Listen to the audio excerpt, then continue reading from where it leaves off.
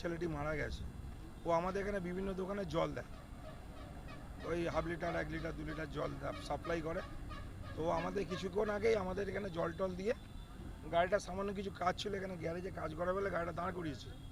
তো দাঁড় করাবার সময় ওই মিস্ত্রি গাড়িটা দেখছিল, এরকম সময় উল্টো দিক থেকে এই গাড়িটা এসে ওই রোড লেন থেকে ভেঙে এসে এই লেনে ঢোকে, ধাক্কা মারে গাড়িটা ধাক্কা মারতে মিস্ত্রি ছুটে পালিয়ে যায়, কিন্তু যার গাড়ি মানে সুকুমার ওর ওপর দিয়ে চলে যায়। কিন্তু প্রথমে পায়ের ওপর দিয়ে গিয়েছিল, তখনও ছেলেটা বেঁচেছিল। আমরা এখানে যারা উপস্থিত ছিলাম সবাই মিলে ওকে গাড়িটা ব্যাক করতে বলছিলাম, কিন্তু ড্রাইভার পালানোর উদ্দেশ্যে না ব্যাক করে গাড়িটাকে আরও তার বুকের ওপর দিয়ে চালিয়ে দেয়, মাথার ওপর দিয়ে চালিয়ে দেয়, সেটা স্পট ডেড হয়ে যায়।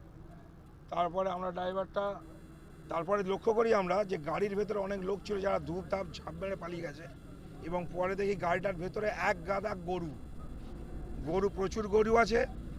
আমাদের ধারণা এটা অবৈধভাবে পাচার হচ্ছিল, কারণ আমি ড্রাইভারকে জিজ্ঞাসা করেছি, সে বলেছে গরুর কোনো পেপার নেই, বলছে মালিকের কাছে পেপার আছে, নাকি ইউপি থেকে আসছিল তার বক্তব্য অনুযায়ী। পরে আবার বলেছে খুর্দা রোড থেকে আসছিল। তো ড্রাইভার ওখান থেকে আমরা তখন ড্রাইভারকে নামিয়ে রাখি এবং ড্রাইভারকে পুলিশের হাতে দিয়ে দিই।